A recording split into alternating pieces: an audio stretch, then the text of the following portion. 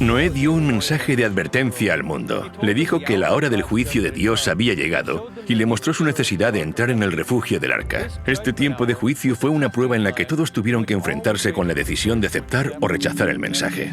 En ese instante su tiempo de gracia había terminado, la puerta del arca se cerró y cuando las aguas cubrieron la tierra, se ejecutó el juicio mediante el diluvio. Este patrón se repetirá con exactitud en los eventos del tiempo del fin, así que acompáñame al futuro.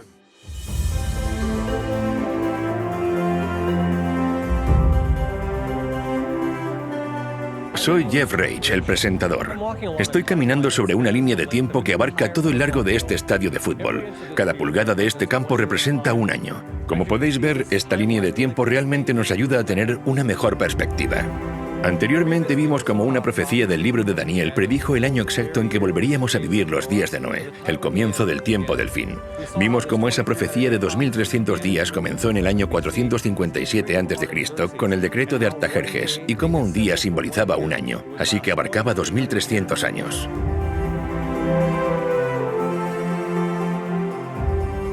Esta profecía se extendía mucho más allá del tiempo en que Jesús vivió, hasta el año 1844. Fue en esa fecha cuando el mensaje del primer ángel comenzó a transmitir la señal de advertencia que anunciaba que la hora del juicio había llegado. En esos días de Noé, ese tiempo de prueba duró 120 años, pero en nuestros días el mensaje del juicio ha estado anunciándose durante más de 170 años. Así como el mensaje de Noé se extendió por toda la tierra, de la misma forma el mensaje de los tres ángeles está circulando hoy alrededor del mundo, advirtiendo a sus habitantes que deben entrar en el arca del pacto eterno antes de que se ejecute el juicio final. Antes del diluvio, hubo un momento cuando el último mensaje de misericordia ya había sido dado y todas las personas delante del arca, con la puerta abierta, tuvieron que hacer una elección. Este es el punto donde ahora nos encontramos. Los mensajes del segundo y del tercer ángel nos advierten sobre la última gran crisis del mundo, que colocará a las multitudes de la tierra en el valle de la decisión, tal y como ocurrió en los días de Noé.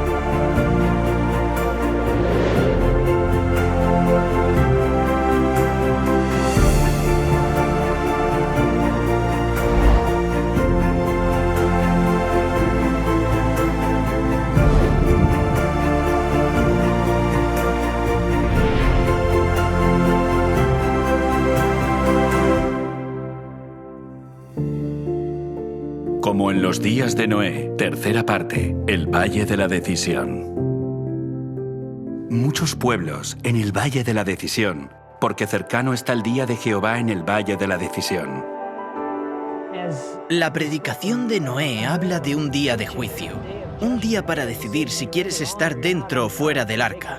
Debes hacer tu elección. Noé fue un pregonero de justicia y al predicar y decir que en realidad el único camino que funciona es obedecer la ley de Dios, por contraste estaba condenando, por así decirlo, a los falsos sistemas de adoración.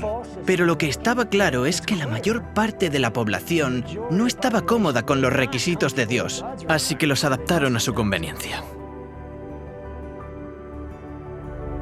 En los días de Noé, debido a la idolatría existente y a la proliferación por todo el mundo de un sistema falso de adoración, la gente estaba dispuesta a rechazar la invitación para entrar en el arca. En nuestros días, los innumerables sistemas de adoración cosecharán un resultado similar, el rechazo del pacto eterno. Pero Dios no dejará que nadie que desee conocer la verdad sea engañado.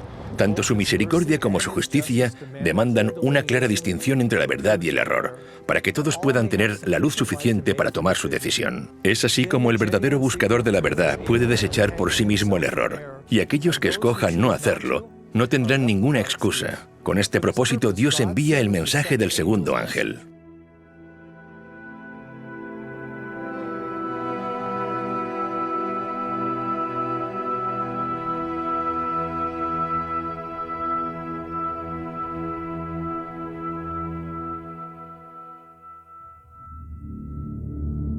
El mensaje del segundo ángel.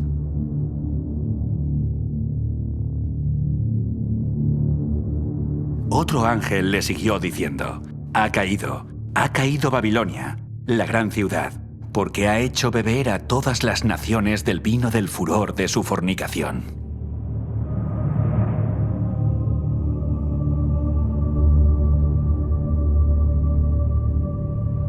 Ahora, ¿qué es el vino? En las Escrituras el vino representa las falsas doctrinas.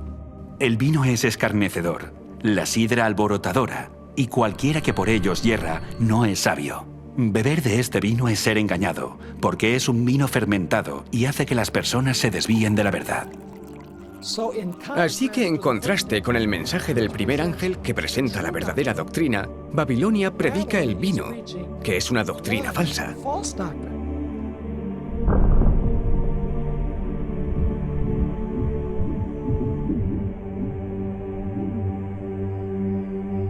La oscuridad de la noche nos oculta de la vista la verdad sobre el mundo que nos rodea.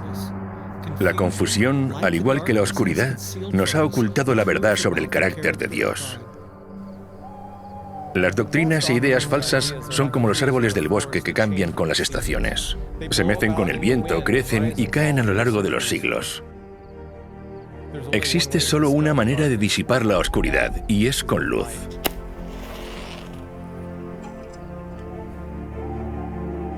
Pedro nos dice que tenemos también la palabra profética más segura, a la cual hacéis bien en estar atentos como a una antorcha que alumbra en lugar oscuro.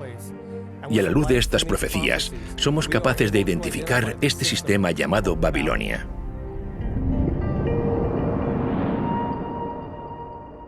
Babilonia está representada por una mujer en Apocalipsis capítulo 17. Y me llevó en el espíritu al desierto, y vi a una mujer sentada sobre una bestia escarlata llena de nombres de blasfemia, que tenía 7 cabezas y 10 cuernos. Los primeros 3 símbolos que nos ayudan a identificar a Babilonia son la mujer, la bestia y las 7 cabezas. Para poder entender correctamente estos símbolos debemos permitir que la Biblia los defina por nosotros. Esto es lo que Dios tiene que decirnos acerca del símbolo profético de una mujer. Destruiré a la bella y delicada hija de Sión. Sión fue el nombre dado al pueblo de Dios. También lo leemos en Isaías. Y diciendo a Sión: pueblo mío eres tú. Así que en el Antiguo Testamento, Dios utiliza el símbolo de una mujer para representar a su pueblo. En el Nuevo Testamento también se usa la alegoría de una mujer para representar al pueblo de Dios que conforma su iglesia. Por esto dejará el hombre a su padre y a su madre, y se unirá a su mujer, y los dos serán una sola carne. Grande es este misterio, mas yo digo esto respecto de Cristo y de la iglesia. En el libro de Apocalipsis aparecen 2 mujeres. Una es una virgen vestida de blanco que representa la iglesia de Dios, y la otra mujer se llama Babilonia y es una ramera, lo que significa que representa una iglesia falsa. Está sentada sobre una bestia. Una vez más, dejemos que la Biblia interprete sus propios símbolos y vayamos al libro de Daniel para definir lo que simboliza la bestia. La cuarta bestia será un cuarto reino en la tierra. De acuerdo con el libro de Daniel, una bestia simboliza un reino o una nación. Como la Biblia utiliza a una mujer como un símbolo de una iglesia y a la bestia como símbolo de una nación, entonces la imagen de una mujer sentada sobre una bestia simboliza a una iglesia que controla una nación o un reino. En otras palabras, esta nación es al mismo tiempo una iglesia y un estado. Después Juan dice que esta bestia tiene 7 cabezas, y la Biblia nos dice qué es lo que representan estas cabezas tan solo 6 versículos más adelante. Esto para la mente que tenga sabiduría. Las 7 cabezas son 7 montes, sobre los cuales se sienta la mujer. El hecho de que esta mujer se siente sobre esta bestia con 7 cabezas nos dice que esta iglesia y este estado están localizados cerca de 7 montes. Juan sigue describiendo a esta mujer con detalle. Y la mujer estaba vestida de púrpura y escarlata y adornada de oro, de piedras preciosas y de perlas, y tenía en la mano un cáliz de oro lleno de abominaciones y de la inmundicia de su fornicación, y en su frente un nombre escrito, un misterio: Babilonia la Grande, la madre de las rameras y de las abominaciones de la tierra. Nuestra cuarta pista dice que esta mujer o iglesia, a la que se llama Babilonia, es una ramera, lo que quiere decir que ha cometido adulterio contra Dios al abandonar su pacto. Así que esta iglesia no representa al pueblo de Dios. En lugar de eso, representa una iglesia falsa. Nuestra quinta característica es la apariencia de la mujer. Se describe que viste con colores púrpura y escarlata. Al dejar que la Biblia define sus propios símbolos, vemos que Dios nos está diciendo que Babilonia es una iglesia y un estado rodeado por 7 montes, y es una iglesia falsa que aparece principalmente con los colores púrpura y escarlata. Solo existe una iglesia que encaje perfectamente con esta descripción, la Iglesia Católica, también conocida como el Papado. Investiguemos ahora las evidencias que confirman esta conclusión. La Ciudad del Vaticano es la única iglesia y nación de Estado en el mundo. Es conocida como la Ciudad de los 7 Montes y sus colores principales son el púrpura y el escarlata.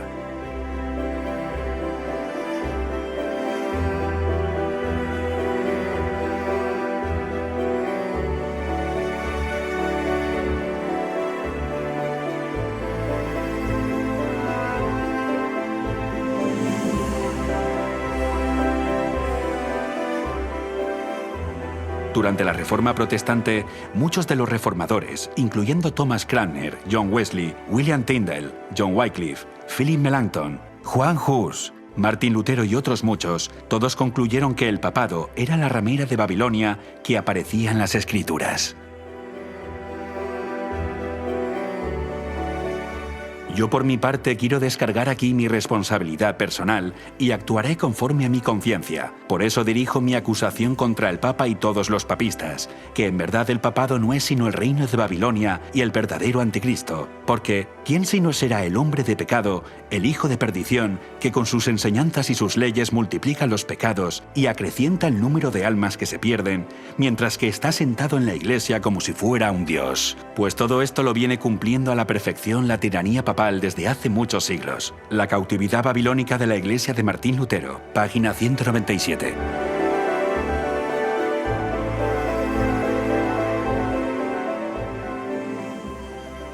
El mensaje del segundo ángel es una advertencia contra el vino de Babilonia y la influencia tóxica de sus falsas doctrinas que han engañado al mundo entero. Sí, incluso al mundo cristiano. Este gran engaño no se produjo de un día para otro, sino sutilmente a lo largo de varios siglos. Cuando piensas en lo que dijo Jesús justo antes de ir al cielo, Él dijo que este evangelio debía ser predicado en todo el mundo y después vendrá el fin. Vemos que los discípulos salen a predicar este evangelio, pero el fin no llegó. Yo creo que la razón es porque el evangelio se contaminó y comenzó a esparcirse por todo el mundo un evangelio diferente. En la segunda parte de esta serie, vimos cómo el santuario nos revela el Evangelio eterno y el pacto eterno, pero ahora veremos una profecía en el libro de Daniel donde se ataca al santuario. Esto es exactamente lo que aquí se está describiendo, un ataque al Evangelio y al pacto, reemplazándolo por un pacto falso. En Daniel capítulo 8, la Biblia habla sobre el poder de este cuerno pequeño que contaminaría el santuario. Aún se engrandeció contra el príncipe de los ejércitos, y por él fue quitado el continuo sacrificio, y el lugar de su santuario fue echado por tierra. Y a causa de la prevaricación le fue entregado el ejército junto con el continuo sacrificio, y echó por tierra la verdad, e hizo cuanto quiso y prosperó. Cuando estudias la secuencia del capítulo, no hay duda de que el cuerno pequeño está hablando del papado católico. La profecía de Daniel nos dice que el papado se ensalzaría a sí mismo y se exaltaría incluso por encima de Cristo, el príncipe del pacto. Y por culpa del papado, la verdad que representa el santuario y el ministerio de Jesús en el cielo sería echado por tierra. En lugar de mirar a Jesús como nuestro sumo sacerdote en el santuario celestial, haría que las personas se dirigieran a los sacerdotes humanos en un santuario falso en la tierra.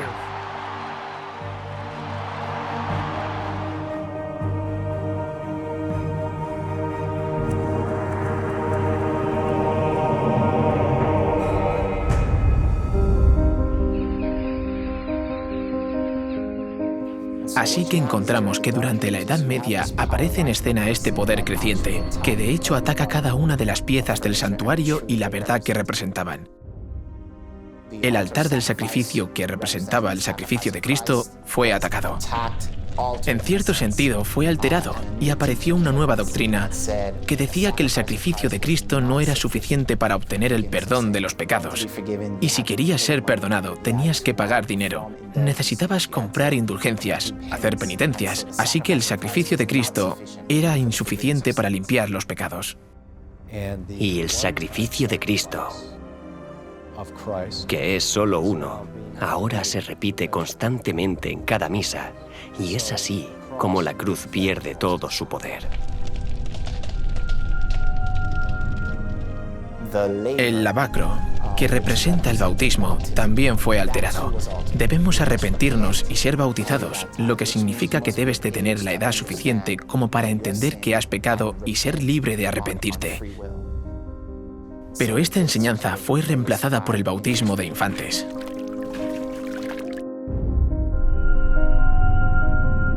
La mesa de los panes de la proposición representa la Biblia. La Biblia en la Edad Media fue arrebatada.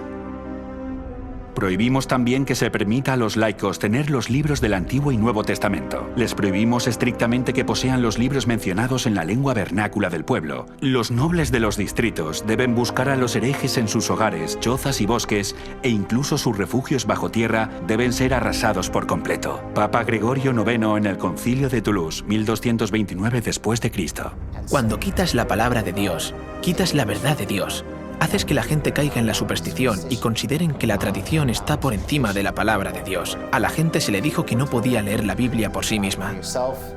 En lugar del pan de vida y según las Escrituras, debemos leer la Biblia. Ahora bien, alguien más tiene que interpretarla por nosotros. Y así se perdió de vista la verdad y la importancia de que la Biblia sea nuestro fundamento. El altar de incienso, que representaba la intercesión de Cristo en nuestro favor, fue aniquilado. Y en su lugar se estableció el confesionario, un espacio de 2 compartimentos divididos por una cortina, con un hombre sentado en el lugar de Dios, escuchando las confesiones de otros hombres. De esta forma se le decía a la gente: no puedes tener acceso directo a Dios, tienes que ir a los sacerdotes y confesar tus pecados a ellos. El sacerdote vino y se colocó entre el pecador y el Señor y dijo: no, tú debes ir a Dios a través de mí, necesitas confesarme a mí tus pecados. Y otra vez se levantan barreras entre el hombre y Dios. Simplemente se eliminó la opción de acudir individualmente a Dios de forma directa. El candelabro de 7 brazos representaba a la Iglesia. También fue atacado durante las persecuciones que ocurrieron durante este periodo de tiempo conocido como la Edad Media. También trató de suprimirse la testificación, y eso es lo que representa el candelabro, el testimonio. Cualquiera que discrepara con la enseñanza de esta Iglesia dominante o de este sistema dominante era perseguido, quemado en la hoguera, torturado de muchas formas diferentes para obligarles a obedecer el sistema. Hay muchas formas diferentes en las que el santuario es derribado.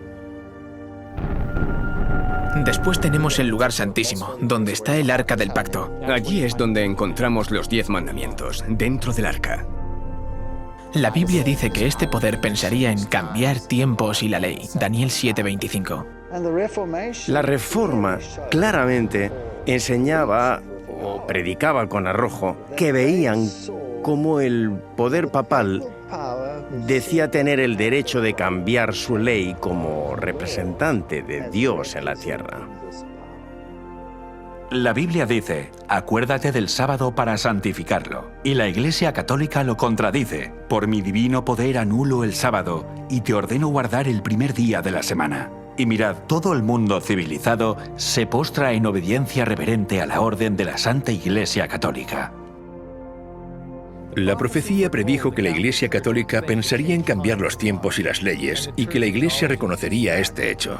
El Papa tiene el poder de cambiar los tiempos, de abolir leyes y de dispensar todas las cosas, incluso los preceptos de Cristo. Cuando lees la teología de la Iglesia Católica, encuentras que el catecismo ha suprimido el 2.º mandamiento. No aparece. Borraron el mandamiento que hablaba de las imágenes. No tendrás imágenes. Ahora tienen un problema porque solo tienen 9 mandamientos, así que tomaron el 10º mandamiento y lo dividieron por la mitad.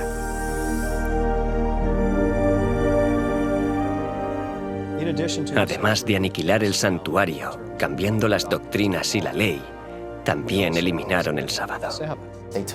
Tomaron el 7º día de reposo, que es el sábado, y dijeron, por el poder y la autoridad de la Iglesia, hemos cambiado ese día al domingo, el primer día de la semana.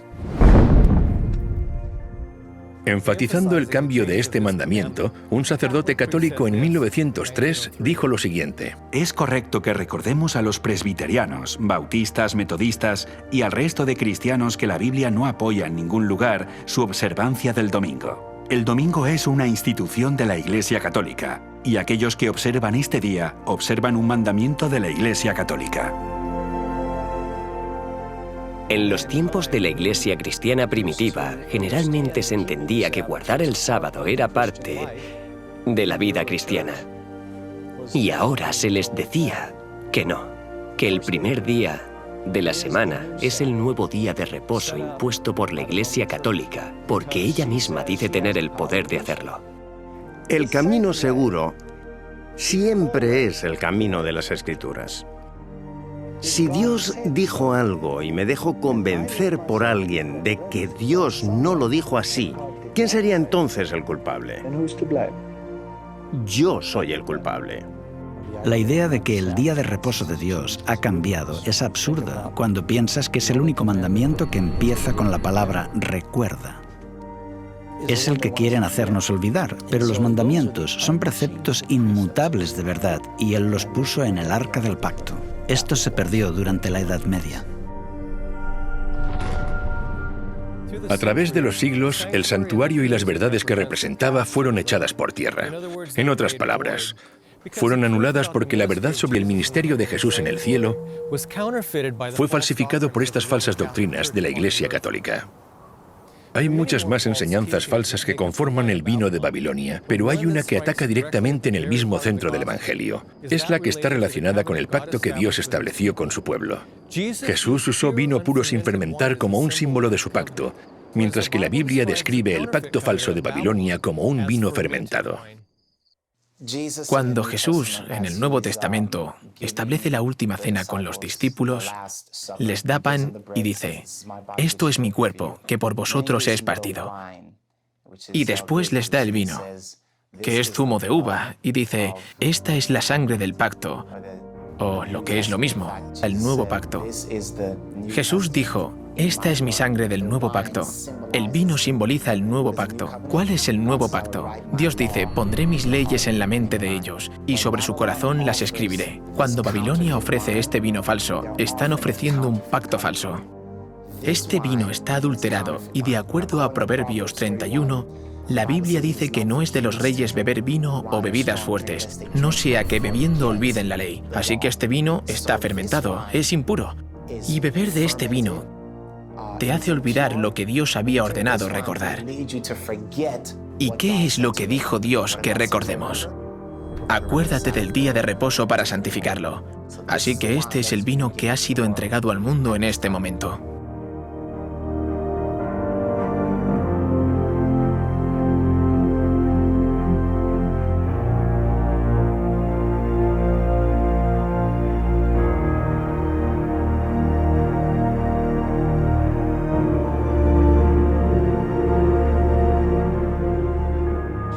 Vemos que cada pieza de mobiliario, incluyendo la ley de Dios, fue eliminada. Todo lo que la Biblia dice que este poder haría, lo hizo durante el tiempo asignado a este poder. Así es como se rechazaron por completo todas de las verdades representadas en el santuario. Así que todo el santuario, desde la puerta hasta el lugar santísimo, había sido corrompido y necesitaba ser restaurado. La profecía de Daniel 8:14 nos dice, hasta 2300 tardes y mañanas. Luego el santuario será purificado. En un momento concreto, todas las verdades que habían sido derribadas por el cuerno pequeño terminarían siendo restauradas. Todo el santuario es echado por tierra y pisoteado por este hombre de pecado, y la Reforma protestante lo restaura. A lo largo de un periodo de 500 años, eso es lo que sucedió. Dios comenzó a hacer que surgieran diferentes movimientos que restaurarían cada pieza de mobiliario, casi siglo tras siglo durante un periodo de 500 años. Tenemos a John Wycliffe en el siglo XV. Él tradujo la Biblia en el idioma del pueblo. Y así surgió, por así decirlo, la Reforma. Martín Lutero nace en el siglo XV. Comienza la Reforma protestante en el siglo XVI. Y en esencia restaura la verdad de que el sacrificio de Cristo es suficiente para el perdón de los pecados. No necesitas pagar dinero, no tienes que hacer penitencia. Es por la fe en su sacrificio en nuestro favor que somos perdonados de nuestros pecados. Juan Calvino aparece en el siglo XVI. Es el fundador del movimiento presbiteriano. Para Calvino la oración es muy importante. Escribió extensamente sobre la oración. Básicamente enseñó que no necesitas ir a los sacerdotes para dirigirte a Dios. Puedes comunicarte con el trono de Dios personalmente. En el siglo XVII, John Smith y Roger Williams son los fundadores del movimiento bautista. Y su mensaje especial es la restauración del modelo verdadero de bautismo. Debes arrepentirte y después ser bautizado. No puedes ser rociado. El verdadero bautismo es un símbolo de estar totalmente sumergido, totalmente enterrado y totalmente renovado a la vida. Así que el movimiento bautista restaura el modelo verdadero de bautismo. En el siglo XVIII aparece en escena John Wesley. Es el fundador del movimiento metodista y tiene un mensaje muy contundente para el evangelista laico. Tú eres la luz del mundo. Deja que tu luz brille. En esencia, el movimiento metodista añadía un elemento más a lo que habían descubierto los movimientos anteriores. Añade este elemento de evangelismo. Sal y deja que tu luz brille. Así que para el siglo XIX aún falta una pieza de mobiliario por restaurar. Es el Arca del Pacto, específicamente el descanso del séptimo día, el sábado. Fue en ese siglo cuando Dios levanta el movimiento adventista del séptimo día, que se enfocaría específicamente en la ley de Dios y el mandamiento que fue pisoteado, el día de reposo del séptimo día.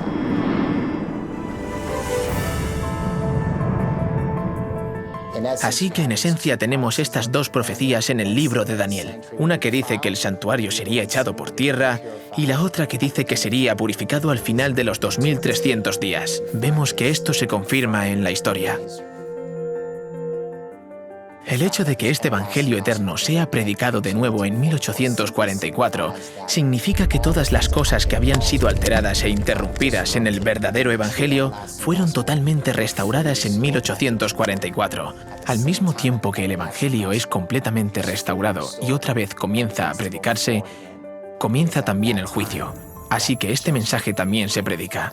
Es un mensaje acerca del fin de los tiempos. Y es un mensaje que prepara al mundo para la venida de Cristo. Igual que Noé invitaba a la gente a entrar en el arca y diferenciarse de la mayoría, Dios, en los últimos días, está invitando a que la gente rechace las falsas enseñanzas de Babilonia. Y oí otra voz del cielo que decía: «Salid de ella, pueblo mío, para que no seáis partícipes de sus pecados, ni recibáis parte de sus plagas». Salid de ella, pueblo mío. Salid de lo falso y entrad a lo verdadero.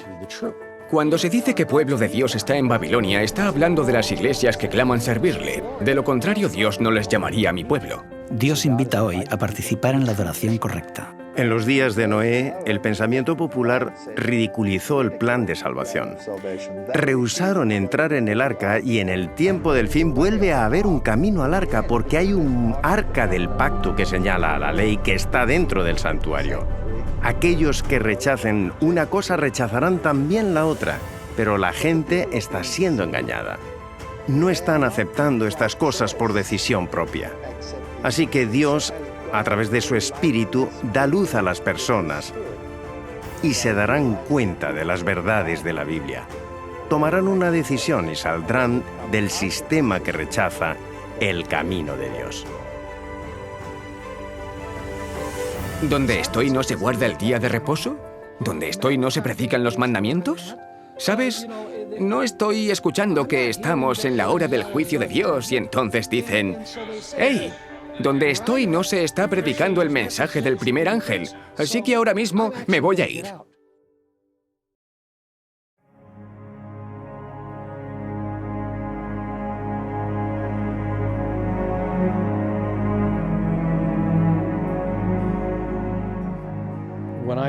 La primera vez que escuché este mensaje, que la denominación a la que pertenecía era Babilonia, y que ese era un método falso de alabanza, me asustó y me salí de la Iglesia Católica.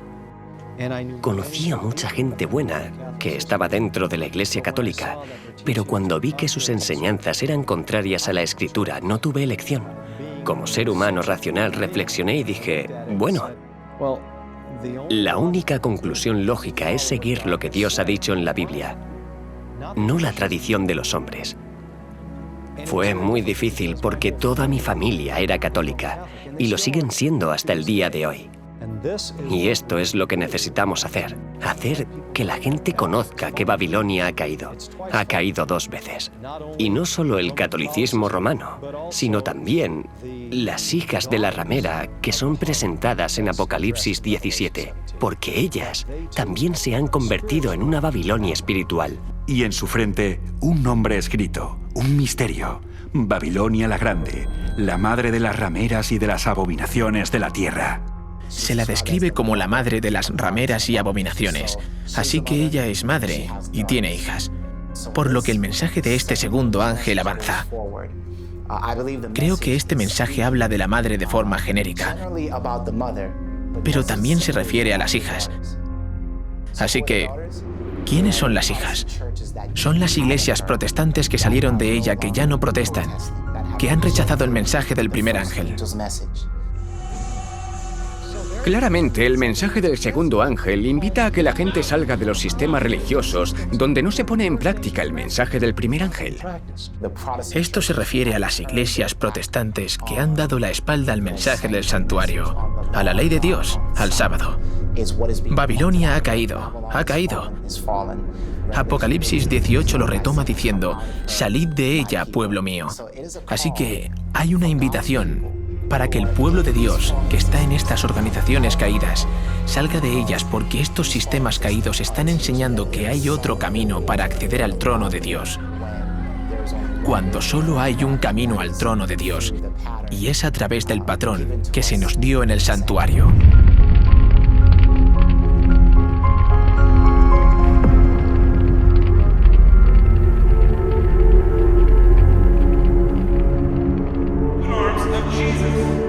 En lugar de protestar en contra de las tradiciones de los hombres y el vino de Babilonia, estas iglesias han bebido de él y lo vierten en sus congregaciones.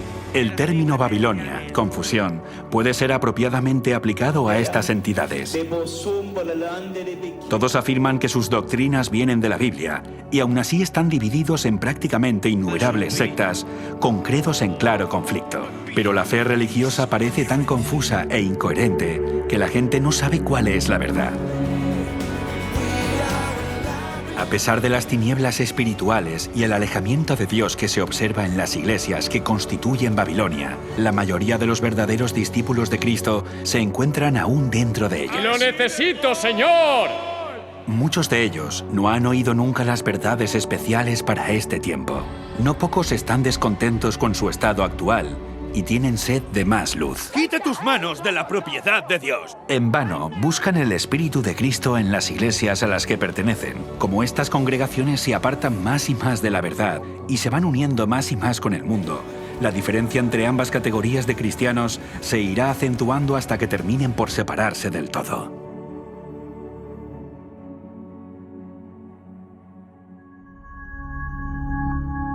Recuerdo cuando descubrí este mensaje. Y tengo que decir que era una de esas personas que estaba en Babilonia. Era un pagano, pero la primera vez que fui a Jesús me uní a la típica iglesia evangélica y no hice esas cosas de las que estamos hablando. Y entonces, cuando escuché la verdad sobre el sábado y descubrí el mensaje de salir de Babilonia, fue una lucha.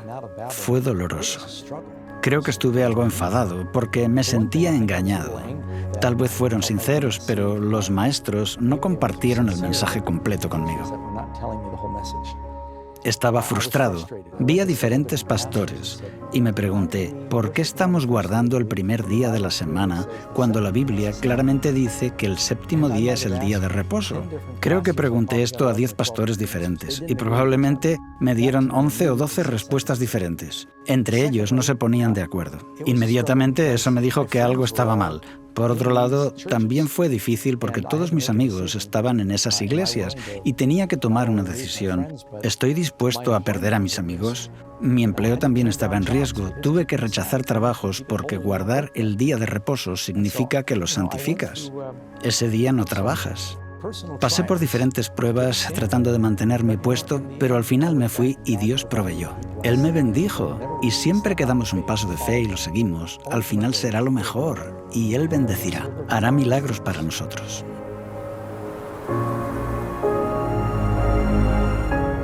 Los mensajes del primer y del segundo ángel serán difíciles de aceptar para los cristianos. Estas advertencias ponen en duda muchas de las creencias fundamentales que los cristianos han profesado. Imagino cómo fue escuchar las serias advertencias de un diluvio global pronunciadas por Noé. También supusieron un reto para la gente de aquellos días. Muchas de esas personas profesaban ser adoradores de Dios, pero las formas falsas de adoración los habían desviado tanto que realmente creían que Noé era un iluso, y rechazaron la invitación a entrar en el arca. El vino de Babilonia y los falsos sistemas de adoración están teniendo el mismo efecto hoy. Impedirán que muchas personas, incluso cristianos, reciban el mensaje del primer ángel. El mensaje les está invitando a entrar en el arca del pacto eterno. Es una invitación para adorarlo a Él, quien hizo los cielos, la tierra y el mar. Vimos cómo este mensaje apunta al mandamiento del sábado, porque es al mismo tiempo un recordatorio de su creación y una señal del pacto eterno. Al descansar el sábado, mostramos que estamos alabando al Dios verdadero y que hemos entrado en el pacto eterno al abrazar su símbolo del sábado. Pero muchos cristianos sinceros han sido engañados. Creen que adoran al Dios verdadero y que han aceptado su pacto, mientras ignoran la esencia de este pacto. Aunque engañados, Dios sabe que muchos han vivido fielmente de acuerdo al conocimiento que poseen. Pero si continúan en el error y rechazan las verdades encontradas en el mensaje de los 3 ángeles, se encontrarán fuera del arca, al igual que aquellos que rechazaron la solicitud de Noé. Dios es amor, y porque es amor, hay una cosa que no puede hacer, y es forzar a alguien a aceptar su misericordia, en contra de sus deseos. El amor invita, el amor implora, pero el amor nunca puede vulnerar el libre albedrío del cual depende su propia existencia. Dios acepta y se regocija en aquellos que vienen a Él y respeta las decisiones de aquellos que no lo hacen. Pero esto no es así con el gran adversario. Él usará todos los medios necesarios, incluyendo la coacción y la fuerza, para asegurarse la sumisión y lograr sus objetivos. Durante siglos, Satanás ha estado preparando sus engaños más poderosos para su asalto final. Pero en el otro lado, el amor hará que cada persona tome una decisión inteligente según su libre elección. Con este propósito, Dios envía el mensaje del tercer ángel para desvelar los planes del enemigo y que todos tengan la suficiente luz para que nadie sea engañado cuando se encuentre en el valle de la decisión.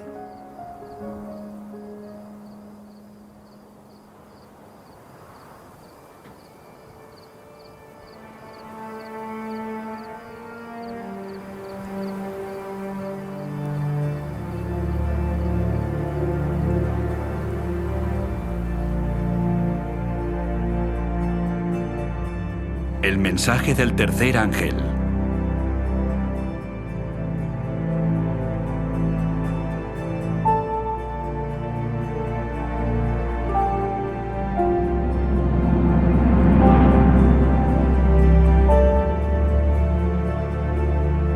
Y el tercer ángel los siguió diciendo a gran voz: si alguno adora a la bestia y a su imagen, y recibe la marca en su frente o en su mano, él también beberá del vino de la ira de Dios, que ha sido vaciado puro en el cáliz de su ira, y será atormentado con fuego y azufre delante de los santos ángeles y del Cordero. Y el humo de su tormento sube por los siglos de los siglos. Y no tienen reposo de día ni de noche los que adoran a la bestia y a su imagen, ni nadie que reciba la marca de su nombre. Aquí está la paciencia de los santos, los que guardan los mandamientos de Dios y la fe en Jesús. El mensaje del tercer ángel habla de los que reciben la marca de la bestia. Realmente, aquí está la maldición más temida de todas las que encontramos en la Biblia. Es lo que les ocurre a los que reciben la marca de la bestia. Y está relacionada con la falsa adoración y un juicio para los que adoran de forma diferente a como se indica en la Biblia. Pero no es solo el mensaje del primer ángel el que invita al mundo a adorar al Creador, sino que el mensaje del tercer ángel advierte al mundo de que no adore a la bestia ni a su imagen. Así que en el tiempo del fin, la cuestión va a estar claramente relacionada con la adoración. Satanás no está tratando de evitar que adoremos, está tratando de desviarnos hacia la falsa adoración. En los últimos días, Satanás y el poder de la bestia no dicen no adores, ellos dicen adora, pero adora a la bestia. Vemos un paralelismo con los días de Noé. La población del mundo estaba dividida en dos grupos. Por un lado, la mayoría, lamentablemente fuera del barco con la marca de la bestia, y la minoría dentro del barco con el sello de Dios. Incluso hoy la identidad de la bestia sigue siendo un misterio para la mayoría. La cultura popular ha hecho de estas profecías tema de innumerables películas y libros, y esto ha llevado a todo tipo de especulaciones, y al hacer esto ha mermado su significado. Ha hecho que se olvide su verdadero significado bajo un manto de confusión. La verdad es que podemos saber exactamente qué es la marca de la bestia. Después de todo, esa es la razón por la que Dios nos dio esta advertencia. Primero necesitamos ser conscientes de que nadie estará a salvo solo por saber cuál es la marca de la bestia. Cuando llegue el conflicto final, solo los que tienen el sello de Dios serán preservados durante el último gran conflicto. Lo importante es que sepamos cómo podemos recibir el sello de Dios. Así que antes de ver en qué consiste la marca de la bestia, aprendamos primero en qué consiste el sello de Dios. Vi también a otro ángel que subía de donde sale el sol y tenía el sello del Dios vivo. Y clamó a gran voz a los 4 ángeles, a quienes se les había dado el poder de hacer daño a la tierra y el mar, diciendo: No hagáis daño a la tierra ni al mar, ni a los árboles, hasta que hayamos sellado en sus frentes a los siervos de nuestro Dios. En los días de Noé fue sellado en el arca. Esto solamente significaba que no podía salir y que nadie podía entrar. Una vez en el arca, la Biblia dice que el Señor le cerró la puerta. En las Escrituras, la palabra cerrar y la palabra sello son intercambiables. Por ejemplo, Dios le dijo a Daniel: cierra las palabras y sella el libro hasta el tiempo del fin. De esta forma, la palabra cerrar y la palabra sellar tienen el mismo significado. Por lo tanto, cuando la Biblia dice que el Señor lo cerró, es lo mismo que decir el Señor lo selló. Noé fue sellado en el arca del pacto y fue preservado durante el diluvio. Fueron salvados del juicio que iba a venir sobre toda la tierra. No hay otro momento más difícil en la historia humana que se pueda comparar en intensidad con el que el pueblo de Dios va a atravesar. Para poder resistir este periodo, esta dura prueba, el pueblo de Dios tiene que haber sido sellado primero. Y el propósito del sello es, en primer lugar, que Dios identifique a los que son suyos para que los ángeles sepan a quién deben proteger durante este momento de dificultad. Isaías, capítulo 8, versículo 16, habla de sellar la ley entre los discípulos de Dios. Ata el testimonio, sella la ley entre mis discípulos. Así que aquí descubrimos que hay una relación entre el sello de Dios y su ley. Cuando ves los sellos antiguos que se usaban en tiempos bíblicos, ves que siempre tienen 3 elementos. Tienen el nombre de la autoridad que los expedía, el rey o quien fuera, tienen su título y tienen su jurisdicción. Un sello tiene el título, el nombre y el territorio. Y cuando lees los 10 mandamientos, solo el 4º mandamiento habla de Dios como el creador. Tiene el nombre y tiene el territorio. Su jurisdicción es ser el gobernador de los cielos y la tierra. Así que justo en el mandamiento del sábado encontramos el sello de Dios, y esto es algo único que identifica al que adoramos. Al igual que en los días de Noé, subirse al arca representaba que aceptaban todo el código moral de Dios, los 10 mandamientos, seguir la voluntad de Dios. En el tiempo del fin, guardar el sábado es la señal de que se aceptan todos los requisitos morales de Dios. El sello, de acuerdo con la Biblia, puede resumirse en ese mandamiento, el cuarto mandamiento. No porque ese mandamiento por sí mismo te salve, sino porque ese mandamiento da autoridad a toda la ley. Sin el cuarto mandamiento, el resto del decálogo podría ser las leyes de cualquiera. Pero este es el Señor, tu Creador. Eso es lo que le da el sello de autoridad a toda la ley. Guardando ese día conforme al mandamiento, estás reconociendo la autoridad del legislador, y por eso es importante guardar el sábado. Y santificad mis días de reposo, y sean por señal entre mí y vosotros, para que sepáis que yo soy Jehová vuestro Dios. Realmente, el sábado determina a quién adoras. Guardar el sábado muestra que hemos confiado nuestras vidas a nuestro Creador, a nuestro Salvador. Si el día de reposo es la señal de Dios como el Creador, la marca de la bestia debe ser una señal antagónica que este poder ha creado para rivalizar con la señal que Dios estableció. ¿Cuál fue la señal que Dios estableció y que le reconoce como creador? El sábado. Así que, ¿cuál será la marca que distingue a la bestia y demanda que la gente le adore? Debe ser un día diferente. En el libro de Apocalipsis se dice que la última guerra es una guerra por la adoración. El mensaje del tercer ángel nos advierte 2 veces que muchos adorarán a la bestia. Esta es una violación del primer mandamiento que dice: no tendrás dioses ajenos delante de mí.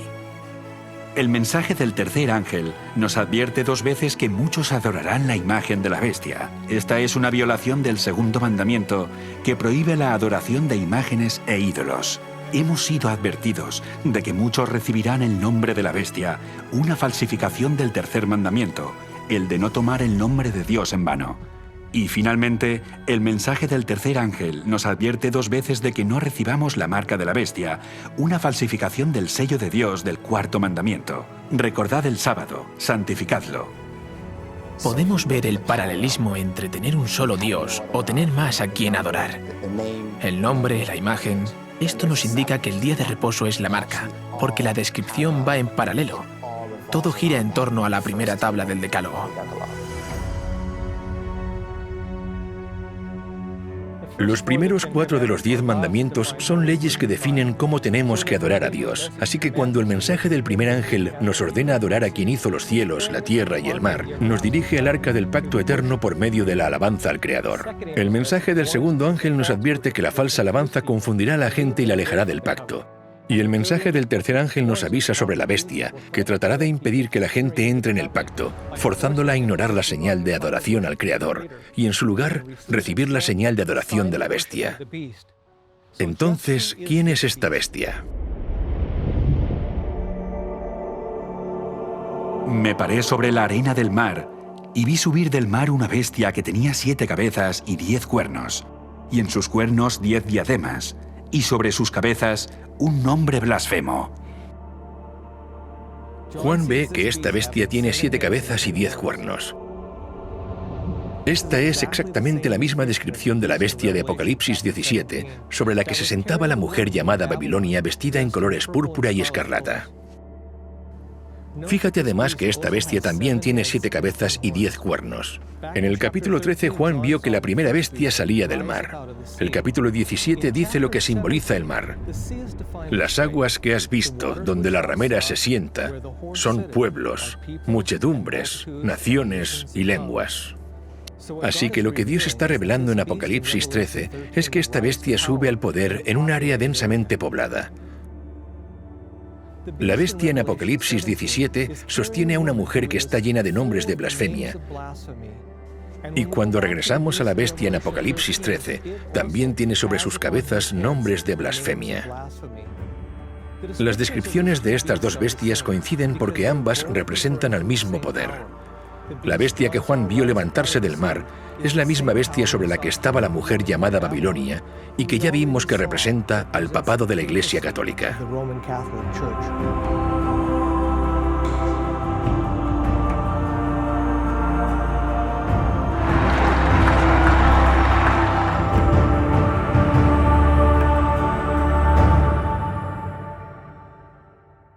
Cuando estudiamos quién es la bestia y entendemos cómo los símbolos de la bestia representan al sistema papal y a la Iglesia Católica, encontramos que su marca de adoración es la reivindicación de la capacidad que dicen tener para cambiar la ley de Dios.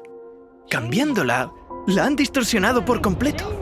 Han tomado el cuarto mandamiento y han hecho que se aplique no al día de reposo de la creación, no a la señal del poder y autoridad del Creador, sino al domingo. Según la Iglesia Católica, esta sería la marca de su autoridad, y esta es la marca de la bestia en el tiempo del fin. Un arzobispo de la Iglesia Católica dijo lo siguiente en 1562. Por lo tanto, la autoridad de la Iglesia no está unida a la autoridad de las Escrituras, ya que la Iglesia había cambiado el sábado al domingo, no por orden de Cristo, sino por su propia autoridad. La Iglesia Católica señala el cambio de la ley de Dios como prueba de que su autoridad está por encima de la de la Biblia y sostiene que este cambio es una señal de su autoridad. En 1893, la Iglesia Católica distribuyó la primera edición de un artículo que después fue renombrado El reto de Roma, ¿por qué los protestantes guardan el domingo? En esta publicación, el autor católico lanza a los protestantes esta pregunta. Aún no es demasiado tarde para que los protestantes se salven a sí mismos. ¿Lo harán? ¿Se mantendrán firmes en la doctrina protestante? ¿Tomarán verdaderamente solo la palabra escrita, solo las Escrituras como su única autoridad y única norma? ¿O todavía retendrán la doctrina y la práctica indefendible, contradictoria y suicida, de seguir la autoridad de la Iglesia Católica y llevar la señal de su autoridad? ¿Guardarán el día de reposo del Señor, el séptimo día, de acuerdo a la Escritura? ¿O guardarán el domingo de acuerdo a la tradición de la Iglesia Católica? Eliminar aquello que nos recuerda la autoridad de Dios como Creador. Rechazar la señal de la fe. La supresión de esas cosas ataca a los cimientos de nuestra relación con Dios y todo lo que esto conlleva. El acto más desafiante que puede haber para desafiar la autoridad de Dios es cambiar su ley, porque la ley es la base de su gobierno. El papado reclama este cambio como una señal de su autoridad. Aquellos que adoren al Creador honrarán el día que Dios santificó como la señal de su autoridad y de que forman parte del pacto. Y aquellos que pisoteen la ley de Dios para obedecer una representación humana recibirán la marca de la bestia, porque aceptan la señal de lealtad al poder que escogieron obedecer, en lugar de obedecer a Dios. Este es el centro del conflicto en esta última guerra por la adoración. Conforme esta crisis se intensifica y se hace universal, cada persona recibirá la señal del poder que decidieron obedecer, en la frente o en la mano. La marca será tanto en la frente como en la mano. Ahora bien, para entender realmente lo que esto implica, tenemos que leer Deuteronomio capítulo 6. Y estas palabras que yo te mando hoy estarán sobre tu corazón, y las repetirás a tus hijos, y las atarás como una señal en tu mano, y estarán como frontales entre tus ojos. Así que primero necesitamos entender qué significan estas palabras, que son los mandamientos que acababan de ser dados en el capítulo anterior. En Éxodo capítulo 13, versículo 9, dice lo mismo. Y también en Deuteronomio 11. La ley de Dios debe estar en tu mano y como frontales entre tus ojos. Y eso añade un nuevo significado a la marca de la bestia. La marca en la frente significa que conscientemente has tomado la decisión de no seguir a Cristo. Hablamos de símbolos. En la mano significan tus acciones y en la frente tu fe y tu forma de adorar. Puedes recibir la marca de cualquiera de las dos formas. Puede que conscientemente no estés de acuerdo con ella, pero la recibes porque dices, realmente no estoy de acuerdo, pero voy a hacerlo porque no quiero perder mi vida. El texto dice que está en la mano y en la frente. tienen la ley y el pacto de la bestia en su forma de actuar y en su forma de adorar. En esta guerra por la adoración, la bestia tiene un aliado poderoso. Después de ver la primera bestia levantarse del mar, Juan ve otra bestia y dice que esta segunda bestia es la que forzará al mundo a adorar a la primera bestia. Después vi otra bestia que subía de la tierra y tenía 2 cuernos semejantes a los de un cordero, pero hablaba como dragón. Y ejerce toda la autoridad de la primera bestia en presencia de ella y hace que la tierra y los moradores de ella adoren a la primera bestia, cuya herida mortal fue sanada.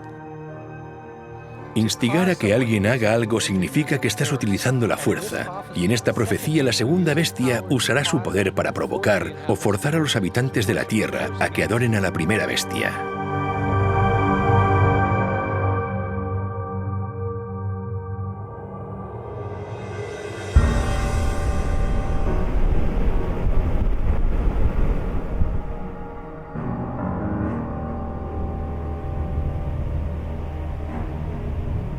La primera bestia salió del mar, y ya vimos cómo la Biblia utiliza el mar como un símbolo para representar un área densamente poblada de personas, multitudes, naciones y lenguas. La segunda bestia sale de la tierra, que por contraste representa un área remota, lejos de las ciudades o áreas habitadas de la tierra. Se trata de una nueva nación ascendiendo al poder en un área relativamente deshabitada.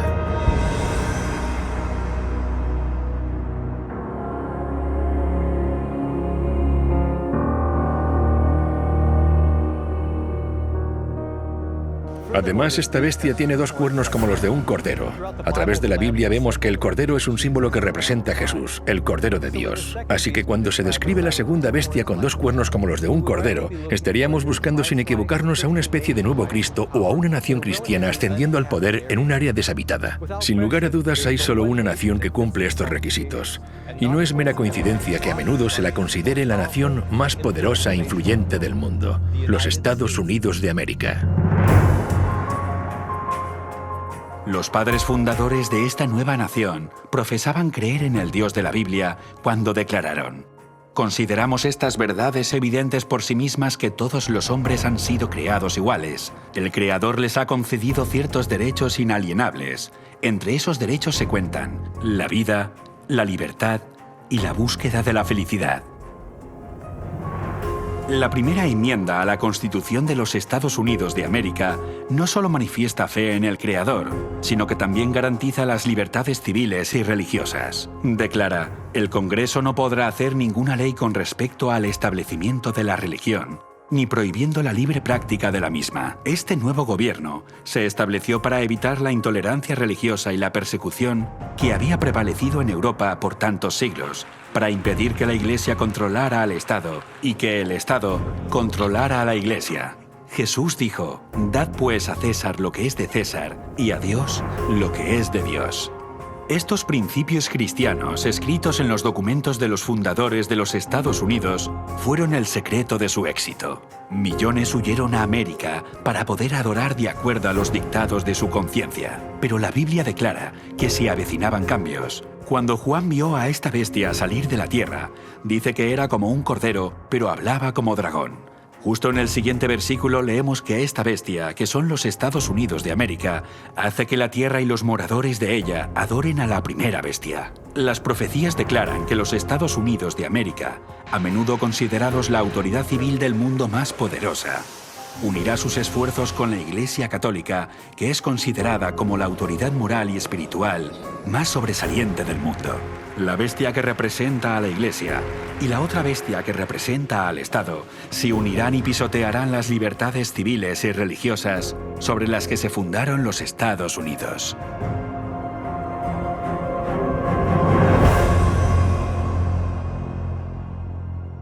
En el tiempo de Cristo y los apóstoles, miles de personas abandonaron la religión de los saduceos y los fariseos, a los que Jesús había declarado corruptos, para formar parte del cuerpo de Cristo, la Iglesia del Nuevo Testamento.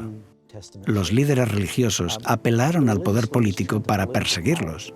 Es por esto que el rey Herodes, en Hechos capítulo 12, había arrestado a Pedro y había ejecutado a Santiago. Aquel clero estaba pidiendo al poder político que persiguiera al pueblo de Dios. La historia se repitió durante la Edad Media con el poder de la bestia, cuando utilizaron el poder civil para perseguir, encarcelar y ejecutar a aquellos que no obedecieran las disposiciones de la Iglesia. Esto volvería a pasar. Veremos que en el tiempo del fin esto se va a repetir.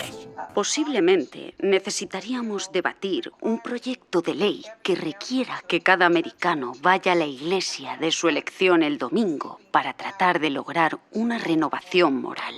Sí, estamos hablando de la senadora Sylvia Allen y ella piensa que la nación está sufriendo una decadencia moral. La cuestión acerca del día de reposo será muy importante en todo el mundo. Las cadenas de radio y los canales de televisión también difundirán la visión opuesta porque Dios es un Dios justo. Así que la televisión, la prensa y otras organizaciones informarán acerca de las dos opciones, de los dos sistemas de adoración y los dos días de reposo. El sábado bíblico en el séptimo día y el día de reposo del resto del mundo. Se asegurarán de que este mensaje quede claro. Los cristianos han dicho que lo cambiaron. No, te equivocas. Mucha gente escuchará este mensaje en la 11ª hora. Miles se convertirán. Y el séptimo día fue un día de descanso ahora. El primer día, el domingo, que por cierto fue tomado de los romanos y los griegos, se introdujo después. ¿Cuál es el problema? Lo que está ocurriendo es que los pecados de Babilonia están siendo desenmascarados y la gente se va a dar cuenta de que las iglesias son Babilonia. Y de que estas iglesias han estado enseñando doctrinas falsas. Irán a sus pastores y sacerdotes y dirán, ¿son ciertas estas cosas? ¿Por qué no nos habéis dicho nada? Y preguntarán, ¿estas cosas son así? Y claro, la mayor parte harán todo lo que puedan para denunciarlo y apartarse de ellos, pero ellos continuarán diciendo paz, paz, no os preocupéis por estas cosas. Les están engañando, pero muchos no se quedarán satisfechos. Habrá muchos que escuchen este mensaje y lo acepten. Van a posicionarse y saldrán de Babilonia a costa de una gran pérdida personal y experimentarán una gran tribulación y persecución. Comenzarán a abandonar las iglesias nominales, aunque los líderes no van a descansar tranquilamente. De hecho, harán todo lo que puedan para contrarrestar el mensaje que ha sido difundido. Los líderes religiosos protestantes y católicos van a unir sus fuerzas.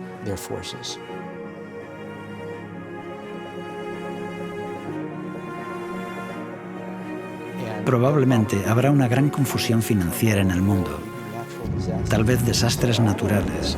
Dirán que todas estas calamidades están ocurriendo porque estas personas son unos rebeldes, siguen su propia interpretación de la Biblia y apelarán al poder civil. Estos líderes de la Iglesia, estos líderes protestantes, se unirán al Estado y formarán una imagen de la bestia. La Iglesia y el Estado se darán la mano. Sé que suena imposible en un país con la primera enmienda, donde el Congreso no puede crear leyes estableciendo una religión o prohibiendo el libre ejercicio de ella. Pensamos, ¿cómo puede llegar a ocurrir esto en los Estados Unidos de América? Apocalipsis 13, versículos 11 al 18, nos dice que está llegando el día cuando esto ocurra. También hace grandes señales, de tal manera que aún hace descender fuego del cielo a la tierra delante de los hombres. Y engaña a los moradores de la tierra con las señales que se le ha permitido hacer en presencia de la bestia, mandando a los moradores de la tierra que le hagan imagen a la bestia. Cuando dice que los Estados Unidos dirán al mundo que deben hacer una imagen de la bestia, está diciendo que deben imitar el sistema papal, creando un gobierno de iglesia y Estado. Las iglesias líderes de los Estados Unidos se unirán en puntos comunes de doctrina y juntas harán que el gobierno imponga sus decretos.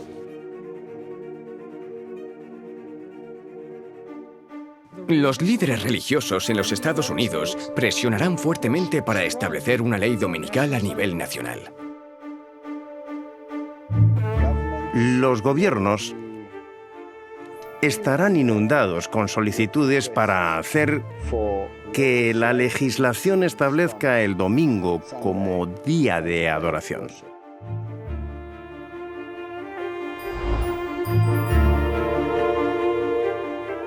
Esto terminará derivando en una ley dominical en todo el mundo. Esto se ve en diferentes momentos de la historia de Daniel. Se estableció una ley y tuvieron que escoger. Cuando se instaló la imagen en los valles de Dura, no parecía que tuviera importancia. No fue importante hasta que se ordenó que todos debían adorarla. ¿Obedezco a la ley del Estado, me postro y adoro a la imagen de oro? ¿O obedezco la ley de Dios y permanezco en pie cuando todos los demás se han postrado? Satanás quería que desobedecieran a Dios. Después de negarse, está el decreto de muerte. La antigua historia de la imagen de oro en Babilonia que todos debían adorar o por el contrario serían ejecutados es en sí una profecía que representaba a Babilonia la Grande en el tiempo del fin, porque establecerá una imagen de la bestia y el que no la adore deberá ser ejecutado. Y que ninguno pudiese comprar ni vender, sino el que tuviese la marca o el nombre de la bestia, o el número de su nombre. Imagina que desde este momento en adelante no se te permitiera comprar ni vender, sin comida, ni ropa, ni agua. ¿Cuánto tiempo aguantarías?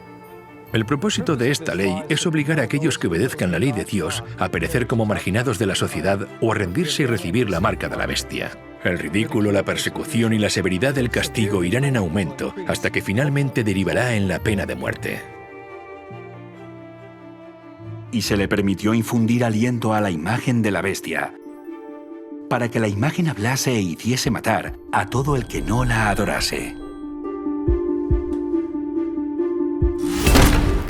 ¡Alto, policía! ¡Policía! ¡Ya habéis ¡Vamos, oído! póngase ahí! ¡Vamos! ¡No se mueva! ¡Al suelo! ¡Vamos, al suelo! Y la Iglesia instigará a que aquellos que no obedezcan esta ley sean perseguidos.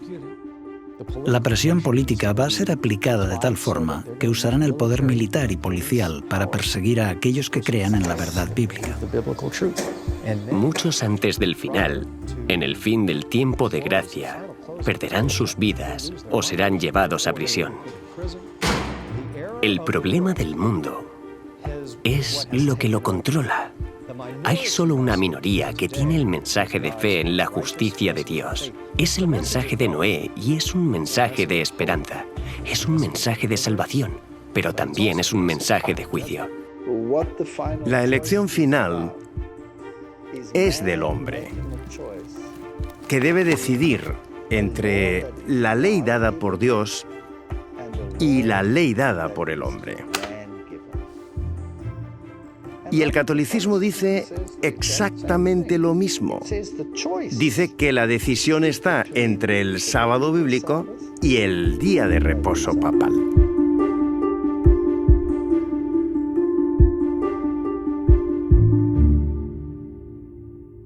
En estos momentos nadie tiene la marca de la bestia. Esto será solamente cuando el decreto de ley imponga que hombres y mujeres deben recibir la marca del poder que han elegido obedecer. Antes de continuar, quiero dedicar un momento para considerar 3 principios latentes en esta controversia. Veréis, la lucha entre el día de reposo de Dios y la legislación dominical es una disputa acerca del carácter de Dios. ¿Quién es Dios? ¿Impondría que todos le adoren por la fuerza o más bien desearía un servicio de amor ofrecido libremente? Dependiendo de nuestra respuesta, esta pregunta determinará en qué lado de la controversia te encontrarás. Si crees que Dios obligará a los suyos a adorarlo, entonces puedes llegar a pensar que Dios desea la ley dominical. Sin embargo, si crees que el carácter de Dios es altruista y amoroso, entonces reconocerás que la imposición del día de descanso, la violación de la libertad y la conciencia es la obra de otro poder. El segundo principio nos lleva a la siguiente pregunta. ¿Cómo nos salva Dios? La idea de que podemos apaciguar a Dios y poner fin a los desastres de la tierra imponiendo de forma estricta el día de adoración, en cierto modo sería como aceptar el principio de que el hombre puede salvarse a sí mismo mediante su esfuerzo personal. Por otra parte, si creemos que Dios es quien nos da la salvación tal y como nos lo asegura el pacto hecho con Él, entonces entraremos en su reposo y honraremos el séptimo día, que fue dado como una señal de que reconocemos que Él es el único que nos salva. El tercer principio es la demostración. Es en las crisis donde se revela el verdadero carácter, y cuando el conflicto final envuelva al mundo, todos manifestarán el carácter que han cultivado. Unos revelarán el carácter altruista de Dios al sacrificar sus vidas para ayudar a salvar a otros, mientras que otros revelarán el carácter egoísta del adversario al sacrificar las vidas de otros para salvarse ellos mismos. Estos son los principios detrás del gran conflicto en los que todos nosotros estaremos involucrados. Y aquí se puede ver con claridad que lo que crees acerca del carácter de Dios y lo que crees sobre la salvación determinará probablemente si escoges recibir la marca de la bestia o el sello de Dios.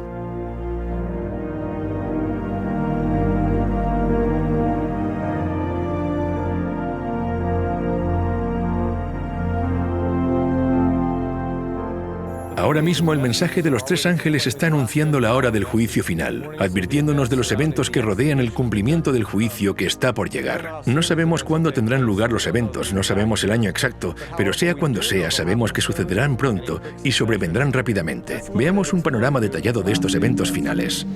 Ahora mismo los eventos que ocurren en el mundo están confluyendo para suscitar la crisis de la marca de la bestia, tal y como la Biblia lo predijo.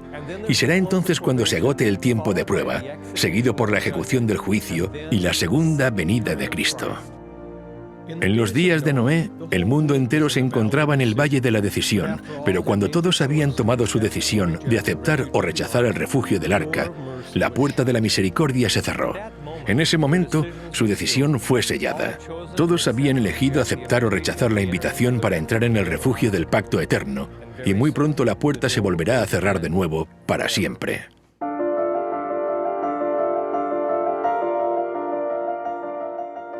Muchas personas no se dan cuenta de la relación que hay entre los días de Noé y el final de los tiempos. No tanto por la propia destrucción y la crueldad que existía en el mundo, sino que el verdadero paralelismo se encuentra en el momento en que la puerta se cierre.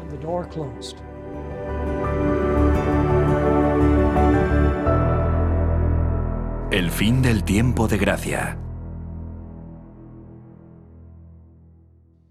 Nosotros como humanos, sencillamente, no podemos comprender la tolerancia y la paciencia de Dios. Pero él dijo, no contenderá mi espíritu con el hombre para siempre. Hay un límite, y en el tiempo de Noé, Dios determinó 120 años. ¿Por qué no aniquiló a los impíos en ese momento? Es porque Él ama su creación. Él tiene que demostrar que Él da al impío todas las oportunidades y que tiene paciencia. Pero llega un punto donde el tiempo de gracia termina y vemos que la puerta del arca se cierra. Creo que justo ahora estamos llegando al fin del tiempo de gracia de Dios y de la misericordia para esta generación. El mensaje de Noé se da a través del mensaje de los tres ángeles. Y llegará el momento cuando ese mensaje ya no se dará más. Los impíos no se perdieron cuando comenzó a llover. Se perdieron cuando la puerta se cerró. Entonces Noé se salvó. Él fue sellado, pero el destino de los que quedaron fuera estaba ya fijado. Pero la gente no lo sabía. Vieron que la puerta se cerró, pero se burlaban de Noé, sin darse cuenta de que ya no tenían oportunidad de salvarse. Aunque el tiempo de gracia había terminado, el hombre estaba todavía en la tierra. En el tiempo del fin volverá a haber un momento cuando la gracia se haya terminado, pero el hombre esté aún en la tierra. El juicio se ha terminado. El juicio hace que una nación, un pueblo, sea destruido.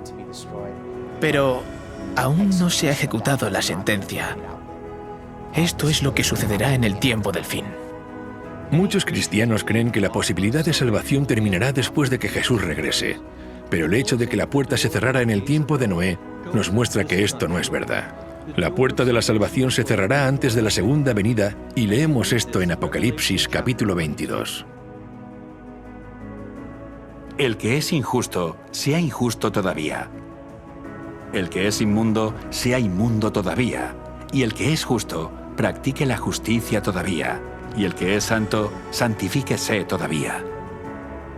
Y sabemos que Jesús aún no ha llegado en este momento, porque justo después de esto dice: He aquí, yo vengo pronto. Y en ese preciso momento, la paciencia de Dios se agotará, al igual que ocurrió en el tiempo de Noé. Así que Dios pide que nos preparemos, no para la segunda venida de Cristo. Él pide que nos preparemos para cuando se termine el tiempo de gracia. Esto es lo importante.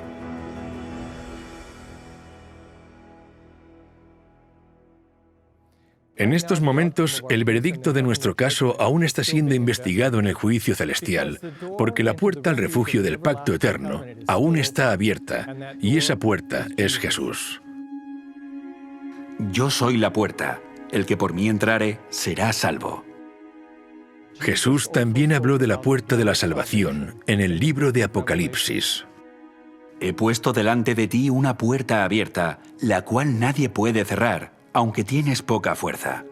La razón por la que Noé no cerró la puerta del arca es porque representaba la puerta de la salvación y ningún hombre podía cerrar esta puerta. Imagina la fe de Noé al haber preparado un arca durante 120 años, sabiendo que no tenía forma de cerrar la puerta. Él confió en que Dios cumpliría su promesa, y es así como ocurrió en los días de Noé, porque leemos que Jehová le cerró la puerta. Cuando el juez golpea con su mazo, el caso está cerrado y la investigación ha terminado. De la misma forma, el cierre del arca mostró que el caso de cada individuo había sido determinado. Todos habían escogido aceptar o rechazar la promesa de misericordia. Para entender cómo Dios cerró la puerta de la salvación al final de los tiempos, necesitamos abrir nuestro libro de texto, El Santuario, y veremos cómo Jesús, en este momento, está manteniendo la puerta abierta. Porque no entró Cristo en el santuario hecho de mano, figura del verdadero, sino en el cielo mismo, para presentarse ahora por nosotros ante Dios. Él está en la presencia de Dios. Está allí como nuestro mediador. En estos momentos tenemos un mediador que está intercediendo. Él vive para interceder por nosotros. Un día la intercesión terminará y Él se marchará. El sumo sacerdote saldrá del lugar santísimo. El incensario será derribado. En este momento, no hay más mediador. Y por lo tanto, no puede haber más perdón de los pecados. Cristo es el que murió, más aún el que también resucitó, el que además está a la diestra de Dios, el que también intercede por nosotros.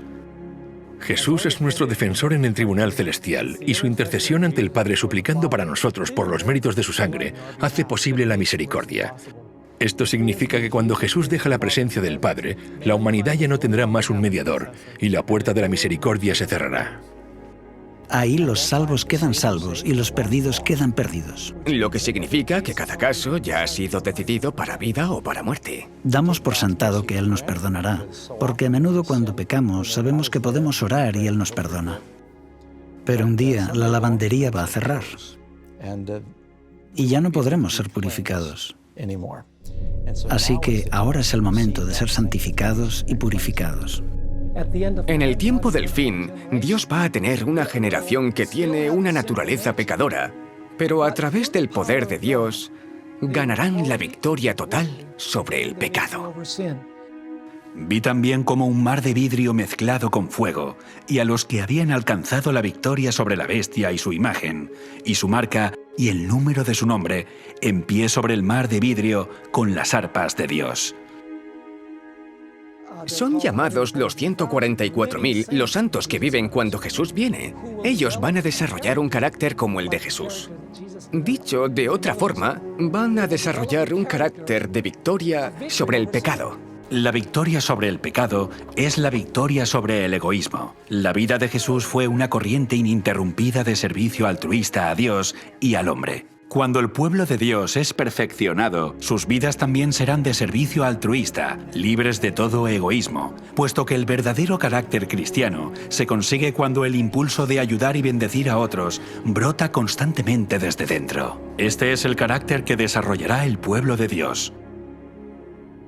Serán las peores circunstancias en la historia de la Tierra, a menos que encontremos refugio en Cristo antes de que termine el tiempo de gracia. No habrá refugio durante el tiempo de dificultad.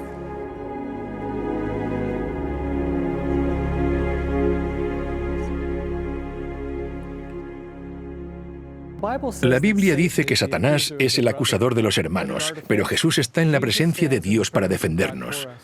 Pero Jesús no puede terminar su trabajo de intercesión hasta que se levante una generación de santos que estén tan llenos del Espíritu que puedan ponerse en la presencia de Dios sin un mediador.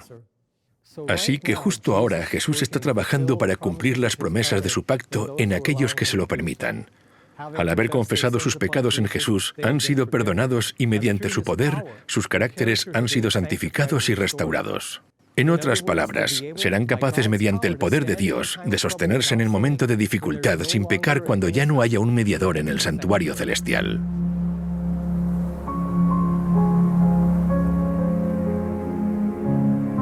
Para hacernos una idea de lo que ocurrió con Noé y su familia cuando entraron en el arca, la puerta se había cerrado y durante 7 días no pasó nada.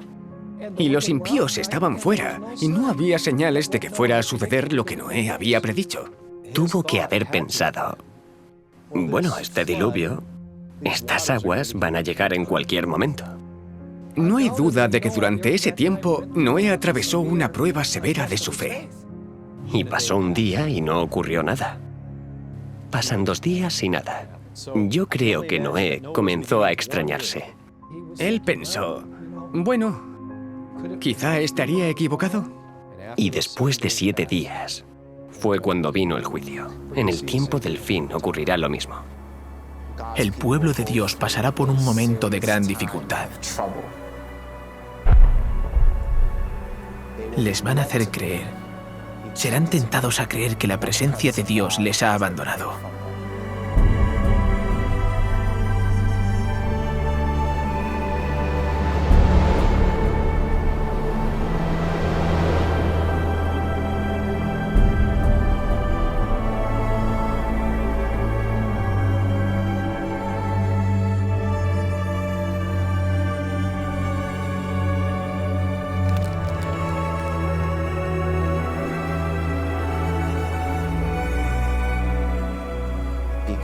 A consecuencia del caos y de sus propios pecados que cometieron en su vida pasada. Mira mi vida, no es lo que debió haber sido, y pasarán por ese momento de dificultad, que es un trance de auténtica agonía mental. ¿Se terminó el tiempo de gracia? ¿Soy salvo?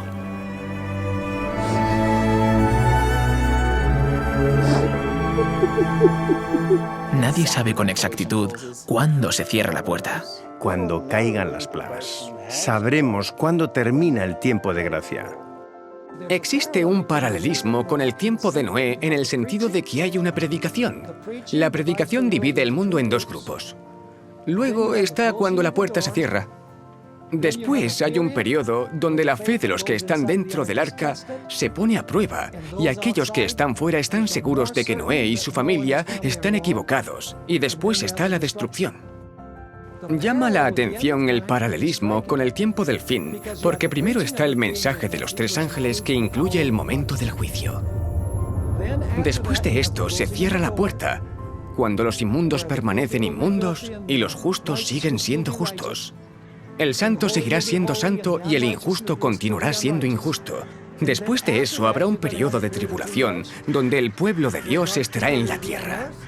Su fe será puesta a prueba. Luego vendrá la destrucción. Así que hay un paralelismo sorprendente entre lo que sucedió en los días de Noé y lo que sucede durante el día del juicio final. Y este juicio termina con el fin del tiempo de gracia, no con la segunda venida de Cristo. Termina en el fin del tiempo de gracia, cuando la puerta se cierra, al igual que ocurrió en los días de Noé. En Lucas capítulo 13 también aparece la imagen de la puerta cerrada y la gente que llama a la puerta para entrar. Porque os digo que muchos procurarán entrar y no podrán. Después que el padre de familia se haya levantado y cerrado la puerta, y estando fuera empecéis a llamar diciendo, «Señor, Señor, ábrenos». Él respondiendo os dirá, «No sé de dónde sois». Entonces comenzaréis a decir, «Delante de ti hemos comido y bebido, y en nuestras plazas enseñaste». Pero os dirá, «Os digo que no sé de dónde sois». Apartaos de mí, todos vosotros, hacedores de maldad. Lo más triste de todo esto es que muchas de estas personas que están llamando a la puerta se autoengañaban. Creían que estaban caminando con el maestro, cuando en realidad estaban caminando con otro, un maestro falso. Jesús identificó solo una razón para no conocerlos. Él dijo: «Apartaos de mí todos vosotros, hacedores de maldad». Y la palabra maldad significa sin ley. Aunque ellos afirmaban ser seguidores de Cristo, no se rindieron a la obra del Espíritu Santo y en consecuencia no guardaron sus mandamientos. La Biblia dice: «Pues este es el amor a Dios, que guardemos sus mandamientos, y sus mandamientos no son gravosos». En Primera de Juan dice que el que dice yo le conozco y no guarda sus mandamientos, el tal es mentiroso y la verdad no está en él. Así que no basta solamente con afirmar ser cristiano, no es suficiente. Por este motivo, muchos se sorprenderán cuando se enteren de que están fuera del arca y dicen, Señor, Señor, y Él dice, apartaos de mí, no os conozco. Así será la situación en los últimos días. La gente va a pensar que las formas de religión pueden hasta cierto punto suplir la santidad y devoción reales.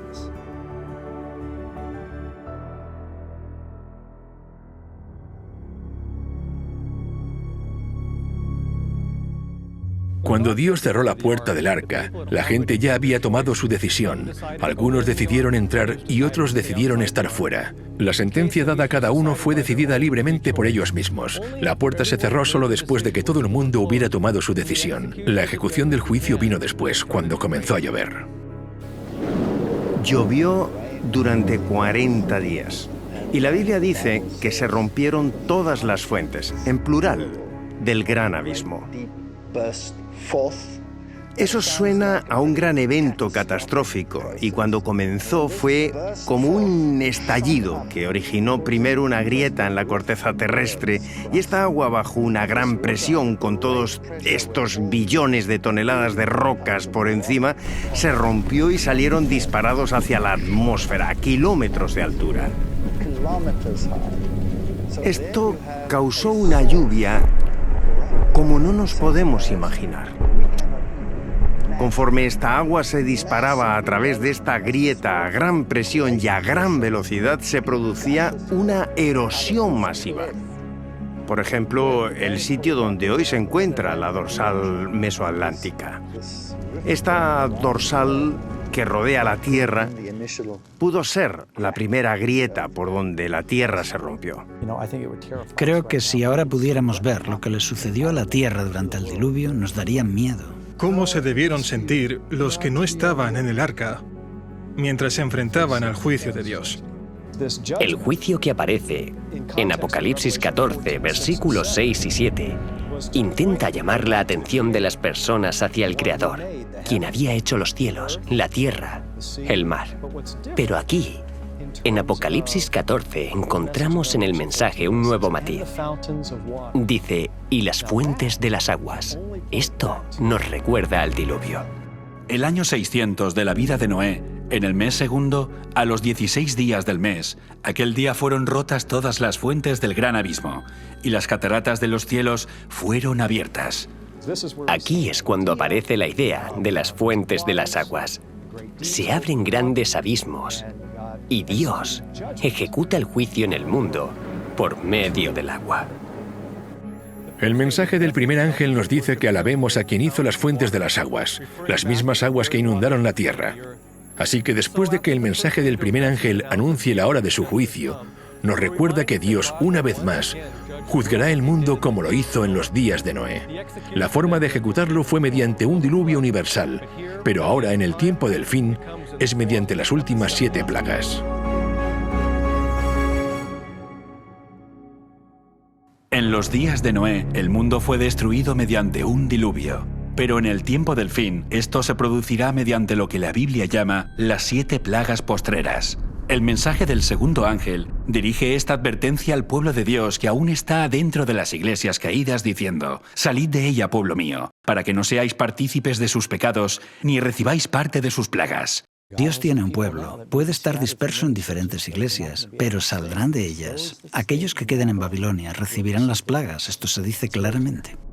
El mensaje del tercer ángel también nos advierte sobre estas plagas, diciendo que si alguno adora a la bestia y a su imagen, y recibe su marca en su frente o en su mano, él mismo debe beber del vino de la ira de Dios, que ha sido vaciado puro en el cáliz de su ira. En el siguiente capítulo, la Biblia define la ira de Dios como las últimas 7 plagas. Vi en el cielo otra señal grande y admirable, 7 ángeles que tenían las 7 plagas postreras, que son las últimas, porque en ellas se consumaba la ira de Dios. Las plagas realmente son la intensa ira de Dios sin mezcla de misericordia. Y no soy yo el que lo dice. Lo dice la Biblia. Será el peor periodo de la historia del mundo.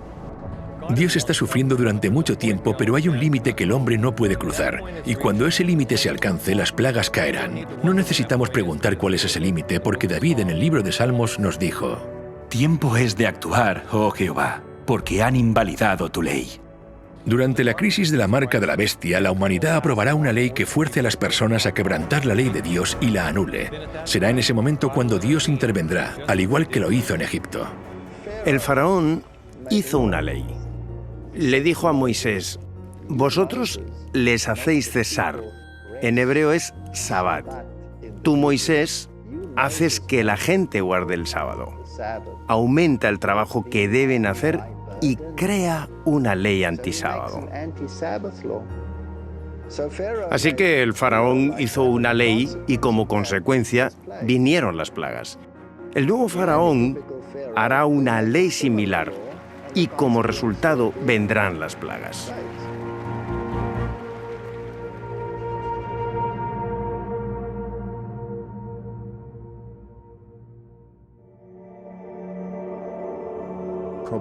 El tiempo de gracia ha finalizado. Todos han tomado su decisión. Y ahora comienza a ejecutarse el juicio para que se vean los resultados de la decisión que han tomado.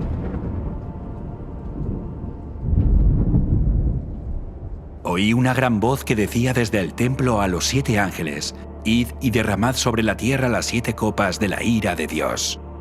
Las últimas 7 plagas son descritas en Apocalipsis capítulo 16, y algunas de esas plagas son, por ejemplo, algunas personas desarrollarán heridas en todo su cuerpo. Fue el primero, y derramó su copa sobre la tierra, y vino una úlcera maligna y pestilente sobre los hombres que tenían la marca de la bestia y que adoraban su imagen. El océano se convertirá en sangre, y todos los animales que están en los mares morirán.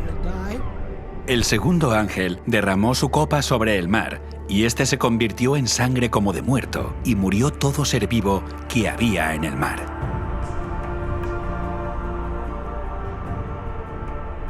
El tercer ángel derramó su copa sobre los ríos y sobre las fuentes de las aguas, y se convirtieron en sangre. Las fuentes de los ríos, el agua potable también se convertirá en sangre.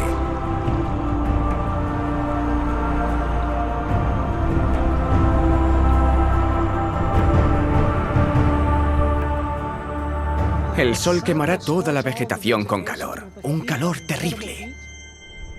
El cuarto ángel derramó su copa sobre el sol, al cual fue dado quemar a los hombres con fuego. Y los hombres se quemaron con el gran calor, y blasfemaron el nombre de Dios, que tiene poder sobre estas plagas, y no se arrepintieron para darle gloria. El quinto ángel derramó su copa sobre el trono de la bestia, y su reino se cubrió de tinieblas, y mordían de dolor sus lenguas, y blasfemaron contra el Dios del cielo por sus dolores y por sus úlceras, y no se arrepintieron de sus obras. El sexto ángel derramó su copa sobre el gran río Éufrates, y el agua de éste se secó, para que estuviese preparado el camino a los reyes del oriente. Y claro, durante la sexta plaga, que el río Éufrates se seque significa que las multitudes van a retirar su apoyo a los líderes religiosos, y en este momento se volverán en contra de los líderes religiosos. Pero debo subrayar que esto tiene lugar después de que el periodo de prueba haya terminado. La gente verá que ha sido engañada. Estamos perdidos, gritan. Y tú eres el culpable de nuestra ruina. Y se volverán contra los falsos pastores. Por todos lados hay conflicto y la sangre se derrama. La gente aún está viva en el momento que la puerta se cierra, y mientras que el mundo se termina, las plagas están cayendo, y esto sucede antes de que Cristo venga en las nubes de gloria. Incluso después de que caiga la sexta plaga, sabemos que Jesús aún no ha regresado a la tierra, porque entre la sexta y la séptima plaga, Él dice: «He aquí, yo vengo como ladrón». El séptimo ángel derramó su copa por el aire, y salió una gran voz del templo del cielo, del trono, diciendo: «Hecho está».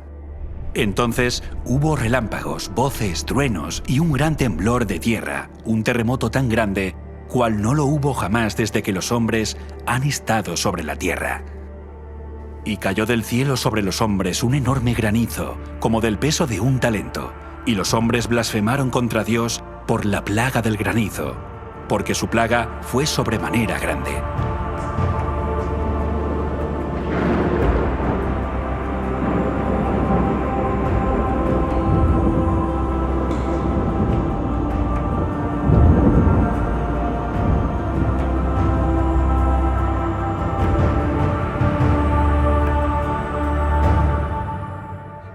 Ninguna de las plagas tocará a nadie del pueblo de Dios. Algunos piensan que Dios va a arrebatar a la Iglesia antes de que Jesús regrese. La Biblia no nos enseña que Dios nos salva de la tribulación, sino a través de la tribulación. El pueblo de Dios estará protegido de las plagas. Es algo parecido a lo que pasó a Israel y a Egipto. Cuando las plagas cayeron en el antiguo Egipto, Él no los sacó de Egipto antes de que cayeran las plagas. Él los salvó utilizando las plagas. Si esta es nuestra referencia, podemos considerar que en el tiempo del fin será igual. El pueblo de Dios estará aquí cuando caigan las plagas. Todos ellos tienen el sello del Dios vivo en sus frentes, así que cuando las plagas caigan serán capaces de mantenerse firmes. Estarán a salvo de las plagas. Dios los salvará de las plagas, al igual que la familia de Noé fue sellada cuando estaban en el arca y se pudieron salvar del diluvio. Así que aquí vemos que la historia se repite, tanto en Génesis como en Apocalipsis. Será el peor periodo en la historia del mundo. Será un tiempo donde solo podremos subsistir gracias a la protección de Dios. El pueblo de Dios atravesará este periodo y en esos momentos el Salmo 91 será un consuelo. Caerán a tu lado 1000 y 10.000 a tu diestra, mas a ti no te llegará. Ciertamente con tus ojos mirarás y verás la recompensa de los impíos, porque has puesto a Jehová, que es mi esperanza, al Altísimo por tu habitación. No te sobrevendrá mal, ni plaga tocará tu morada. Pues a sus ángeles mandará cerca de ti, que te guarden en todos tus caminos. En las manos te llevarán, para que tu pie no tropiece en piedra. Han llegado a desarrollar un carácter perfecto gracias a una relación íntima con Cristo, y Cristo, como resultado, pondrá su sello en ellos para sostenerlos en el tiempo de dificultad y revelar a los ángeles quién debe ser protegido durante este tiempo de dificultad. En los días de Noé, el arca fue el medio por el que Dios cumplió la promesa de mostrar misericordia a Noé. Por lo tanto, el arca en el tiempo del fin es el medio por el que Dios cumplirá su promesa de mostrar misericordia a aquellos que entren al pacto eterno. Por lo tanto, la promesa se cumple mediante la sangre del pacto eterno. Dios ahora ordena a sus santos ángeles preservar y proteger de las últimas 7 plagas a aquellos que están dentro del pacto mediante la sangre de Jesús. Es la consumación final de la ira de Dios sobre un mundo que ha rechazado su misericordia, que ha rechazado su ley y que ha rechazado su justicia. Y al rechazar la misericordia de Dios, no hay nada más que Dios pueda hacer cuando la persona dice: no necesito el perdón.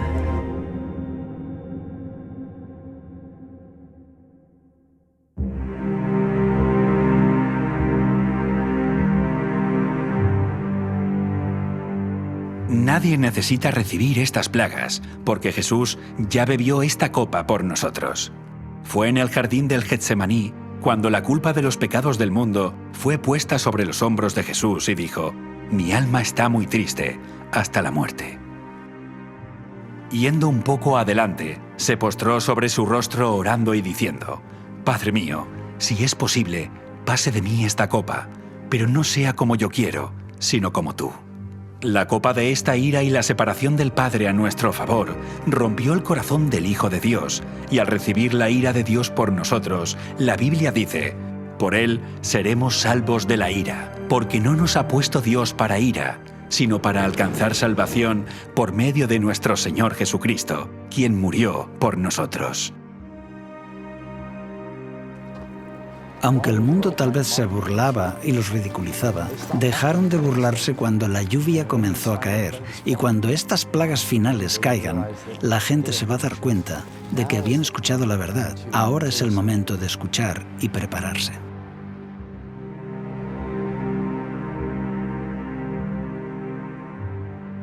Al igual que las multitudes se reunieron ante el arca contemplando la decisión final que sellaría su destino, así te encuentras tú hoy en el valle de la decisión.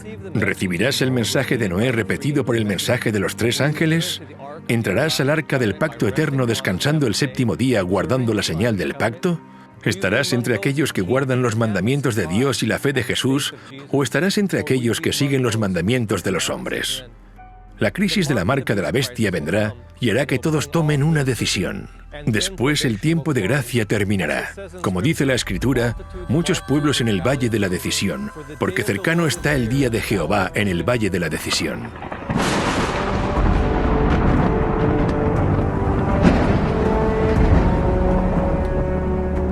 Después de las últimas 7 plagas, lo siguiente que ocurre es la bendita esperanza y la aparición gloriosa de Dios y nuestro Salvador Jesucristo. Durante siglos, los cristianos han hablado, soñado y deseado ese día, cuando puedan mirar al rostro a aquel que murió para redimirlos. Y ahora ese tiempo ha llegado. ¿Pero estarás listo para encontrarte con Él? Segunda venida. Cuando volvamos a ver de nuevo a Cristo, cuando Cristo venga por segunda vez, la Biblia dice que esta tierra quedará en un estado inhabitable a causa del fuego y la presencia de Dios. Porque nuestro Dios es fuego consumidor. Cuando Él regrese a la tierra, Pablo escribe: cuando se manifieste el Señor Jesús desde el cielo con los ángeles de su poder en llama de fuego. Él regresará como fuego consumidor, porque Jesús no solo vendrá como el ser humano que fue cuando caminó sobre esta tierra. Él vendrá como el Rey de Reyes y Señor de Señores. Su gloria ya no estará velada.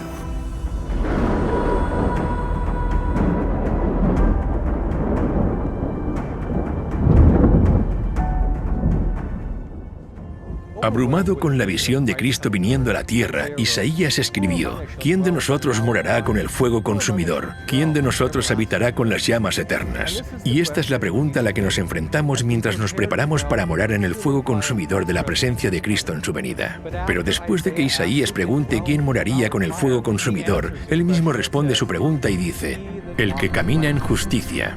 Solo el justo puede morar de forma segura en la presencia de Dios. Esto significa que el mensaje que dio Noé para que la gente se preparase para el juicio al mundo mediante el agua es el mismo mensaje que preparará a las personas para el juicio al mundo mediante el fuego, porque Noé fue un predicador de justicia.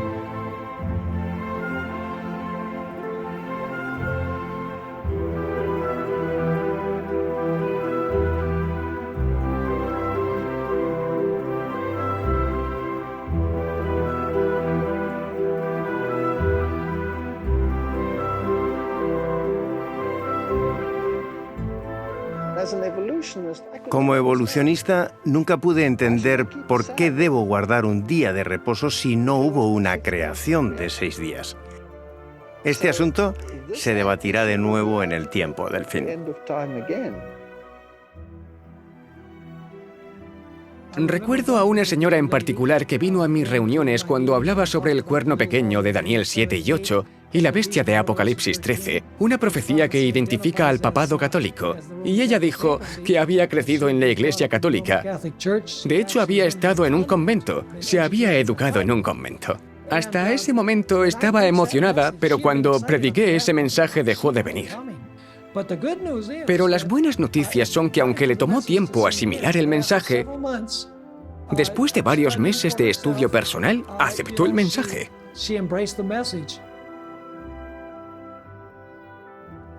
Cuando escuché por primera vez hablar del santuario, me pareció aburrido, porque no tenía ni idea de lo que se trataba. Acababa de entrar en la iglesia y solo me atraía, te puedes imaginar, el tema de la marca de la bestia.